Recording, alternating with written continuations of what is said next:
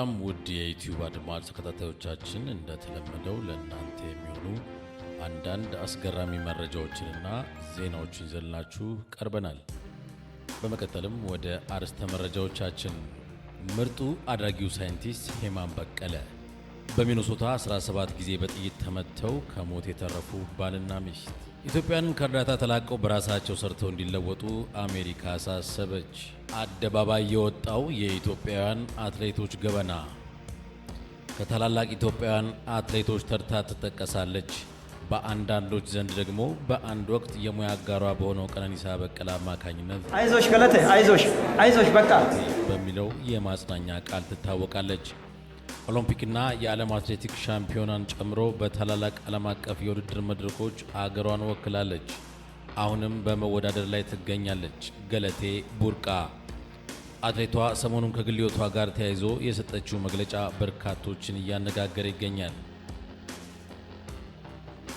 ከአትሌቷ ከግል ሕይወት ጋር ተያይዞ መነጋገሪያ የሆነ ጉዳይ በዚህ ደረጃ ገፍቶ አደባባይ ይውጣ እንጂ በሌሎችም በርካታ ኢትዮጵያውያን አትሌቶች ላይ የሚፈጸም አሁንም እየተፈጸመ የሚገኝ መሆኑን የኢትዮጵያ አትሌቲክስ ፌዴሬሽን ማክሰኞ ቀን ሰኔ 3 2017 ዓ.ም በሰጠው ጋዜጣዊ መግለጫ ጉዳዩን ይፋ አድርጎታል። እንደ ፌዴሬሽን ፕሬዝዳንት ብቻ ሳይሆን እንደ አትሌትም የኢትዮጵያ አትሌቶች ብዙ ጥሩ ጎን እንዳላቸው ሁሉ ጥሩ ኑሮ የሚኖሩ የመኖራቸውን ያህል በዚያው ልክ ደግሞ ለሀገራቸውና ለሰንደቅ ዓላማቸው ከሰሩት በተጓዳኝ መጥፎ ስራና በመጥፎ ሕይወትም የሚኖሩ ስላሉ ይህን ክፍተታቸውንና ድክመታቸውን በመጠቀም ብዙ ግፍና በደል የሚደርስባቸው አሉ። እኛም እንደ ፌዴሬሽን ከነዚህ አትሌቶች ጎን የምንቆም መሆናችንን ለሕዝባችን ለማሳወቅ የመገናኛ ብዙሃንን ነው የጠራ ነው። መግለጫውን የጀመሩት የፌዴሬሽኑ ፕሬዝዳንት ኮማንደር ስለሺ ሳህን መግለጫው ያስፈለገው ደግሞ ገለቴ ቡርቃ ከሰሞኑ ከግል ሕይወቷ ጋር ተያይዞ ለመገናኛ ብዙሃን ባጋራችው ከግል ሕይወቷ ጋር የተያያዘ በደል አትሌቷ ያለችበትን ሁኔታና እንደ ተቋም ምን ማድረግ ይኖርብናል የሚለውን ለመግለጽ በማሰብ እንደሆነም ተናግረዋል። ገለቴ ቡርቃ በግል ሕይወቷ ላይ እየደረሰ ያለውን ብሶትና መከራ የእሷ ብቻ ሳይሆን ሌሎቹም ብዙ ኢትዮጵያውያን አትሌቶች ተመሳሳይ ችግር የሚደርስባቸው ስላሉ እነሱና የወደፊት ተተኪ አትሌቶች ላይ ተመሳሳይ ችግር እንዳይደርስባቸው በገንዘብ ብቻ ሳይሆን በሞራልም በተወሰነ ደረጃ ከጎናቸው መሆናቸውን ለመግለጽ እንደሆነ ያብራሩት ኮማንደር ስለሺ በዋናነት ግን ዓለም አቀፉ ተቋም የአትሌቶችን ሪካ ተግባራዊ የተደረገ እንደሚገኝ ያስረዱት ኮማንደር ስለሺ ለመመሪያው አስፈላጊነት ማጣቀሻ ሲሉ ያከሉት ደግሞ እንደ አውሮፓውያን አቆጣጠር በ2001 የ5000ና 10000 ሜትር ተወዳዳሪ የነበረችው ኬንያዊት አትሌት አግነስ ቲሮፕ ላይ በባለቤቱ አማካኝነት ግድያ እንደተፈጸመባት በሌሎችም ሀገሮች የዚህ ተመሳሳይ ድርጊት መፈጸሙን ተከትሎ ችግሩን ለመከላከል ደግሞ መመሪያው የግድ ተግባራዊ መደረግ ያለበት መሆኑን ያስረዱት ችግሩ በዋናነት ኢትዮጵያን ጨምሮ ምስራቅ አፍሪካ ሀገሮች ላይ ጎልቶ የሚታይ እንደሆነ ጥቃቱ በወንዶችም ላይ እንደሚፈጸም ተናግረዋል። የገለቴን ጉዳይ በተመለከተም ሕግ የያዘው ጉዳይ በመሆኑ ምንም ማለት እንደማይፈልጉ ያከሉት ኮማንደር ስለሺ ነገር ግን ገለቴ በበርካታ ውድድሮች አብራቸው የሮጠች መሆኗ ባለቤቷም በተወሰነ መልኩ የሚያውቁት እንደሆነና አልፎ አልፎ በማላቸው ችግሮች እንደነበሩና አንዳንድ አለመግባባቶች እንደነበሩ አለመግባባቱን ተከትሎም በተለያየ መልኩ ድጋፍ እንደምትሻ ላለፉት 1 ዓመታት ያህልም ከልምምድ የራቀች ስለመሆኗ መስማታቸውን ጭምር አስረድተዋል። ኢትዮጵያውያን ሊያውቁት የሚገባው ነገር ቢኖር ተመሳሳይ ችግር የሚገጥማቸው በጣም ብዙ ገለቴዎች መኖራቸውን ነው። ወርልድ አትሌቲክስ ለአባል አገሮች ያወረደውን መመሪያ በተመለከተ ተጨማሪ ማብራሪያ የሰጡት የፌዴሬሽኑ የሕክምና ባለሙያ አያሌው ጥላሁንም በበኩላቸው መመሪያው እኛ ኢትዮጵያውያንን ካልሆነ ሌሎች ሀገሮች ተግባራዊ ማድረግ ከጀመሩ ሰነባብተዋል። አሁን ላይ ግን ሰነዱን አዘጋጅተን ጨርሰናል ብለው አትሌቶች ይህንን በመሰለ ጉዳይ አደባባይ ሲወጡ በግሌ የሐዘኔ ቀን ነው። ከ30 ዓመታት በላይ ከአትሌቶች ጋር ሰርቻለሁ። አትሌቶቼ ይለፋሉ፣ ይታገላሉ። ባሎች፣ አሰልጣኞችና ማናጀሮች ፊሽካ ይነፋሉ። አትሌቶቻችን ደግሞ ወርቅ፣ ብርና ነሐስ ያመጣሉ። መንግስት ይደሰታል። ሰንደቅ ዓላማ ከፍ እንዲል ምክንያትም ናቸው። ነገር ግን ከጀርባው ትልቅ ችግር አለ። ከጀርባው እስከ ሞት የሚያደርስ እስከ ልመናና ስደት የሚያደርስ ነገር አለ። የት? ኢትዮጵያ ውስጥ የተደበቀ የሚያለቅስና የሚያነባ ዓይን በጣም በብዙ አለ። አትሌቶቻችን በማለት በጥቅሉ አደባባይ የወጣውን የኢትዮጵያውያን አትሌቶች መከራ፣ ስቃይ ምን ያህል ስር የሰደደ እንደሆነ በግልጽ ተናግረዋል።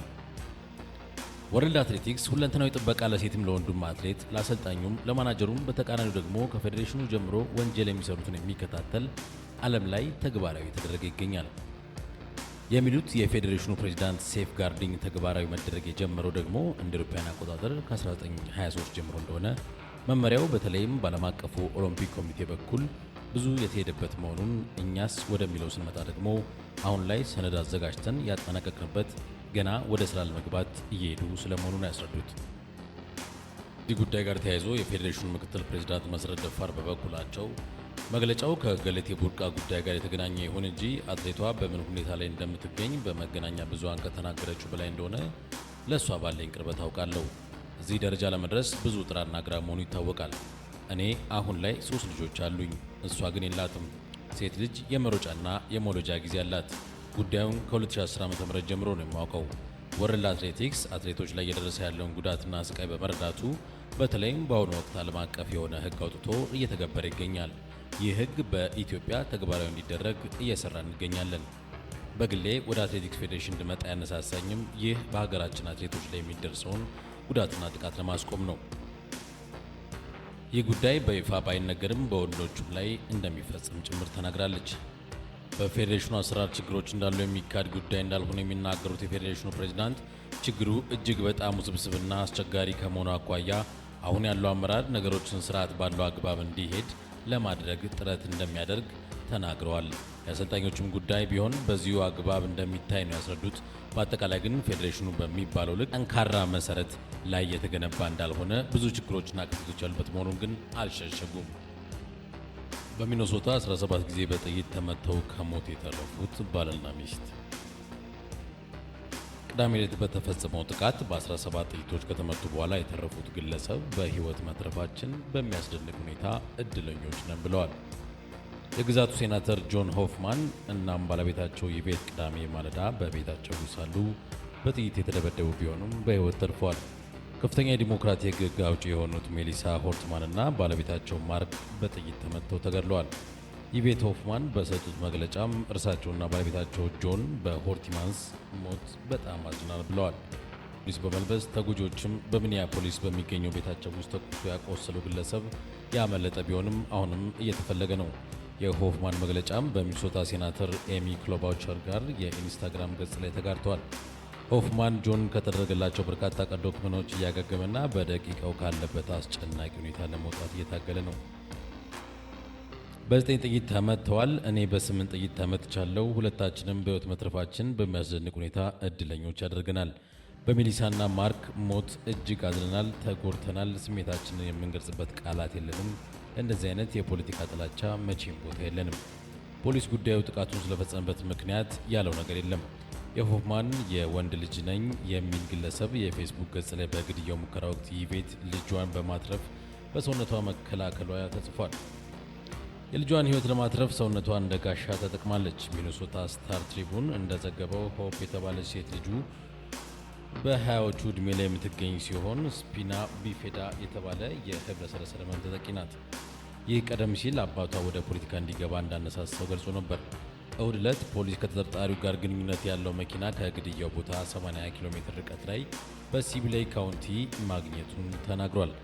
ጥቁር ሴዳን መኪና መገኘቱን ተከትሎ ፖሊስ ተጠርጣሪው አልተያዘም፣ በሮቻችሁን ዝጉ፣ ተሽከርካሪዎቹን ጠብቁ የሚል መልእክት ወደ አካባቢው ነዋሪዎች ሞባይል ስልክ በመላክ አስጠንቅቋል። የ57 ዓመቱ ቦይልተር ለብሶት ነበር ተብሎ የሚታመን የካውቦይ ኮፍያ በአቅራቢያው ተገኝቷል። ፖሊስ እሁድ ዕለት እንዳስታወቀው የቦይልተር ሚስት ከ3 ዘመዶቿ ጋር ቅዳሜ ዕለት በመኪናዋ ውስጥ በአናሚያ ከተማ በቁጥጥር ስር ውላለች።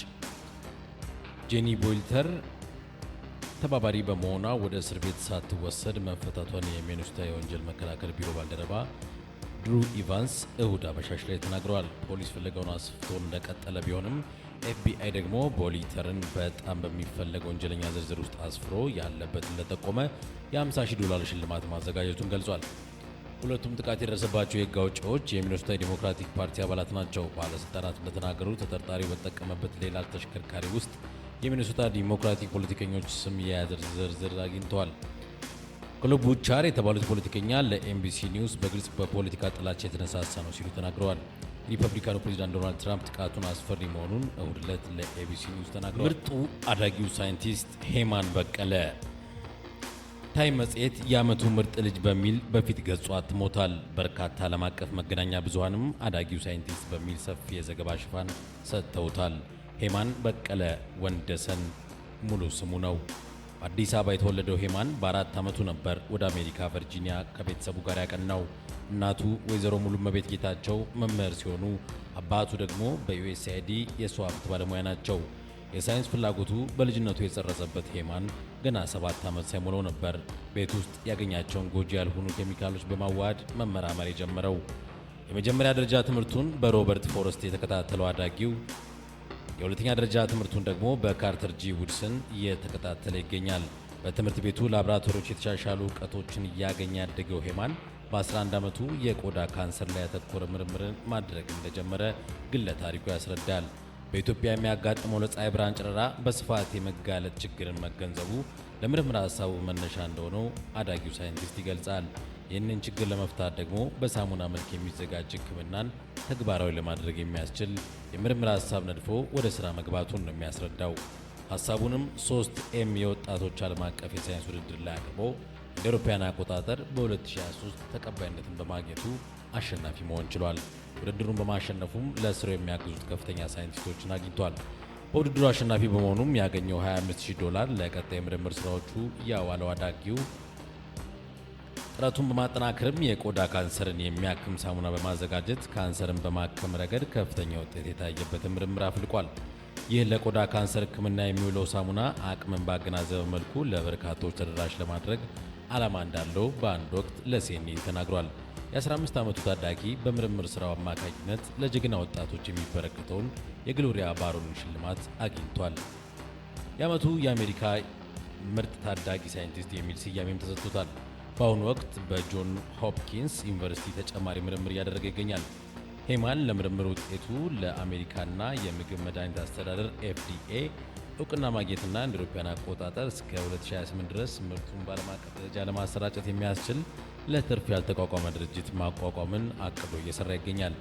ይህን ይበል የሚያሰኝ ምርምር በተመለከተም በርካታ ዓለም አቀፍ ግዙፍ መድረኮች ላይ ቀርቦ ገለጻ እያደረገ የሚገኘው ትውልደ ኢትዮጵያዊው ለበርካታ ታዳጊዎች አራያ የሚሆን ስራ እያከናወነ ነው። እሱንና 2 እህቶቹን በተቻላቸው መንፈስ ያሳደጉ ቤተሰቦቹን ያመሰገነው ሄማን ነገ የተሻለ ነው ሲል ይገልጻል።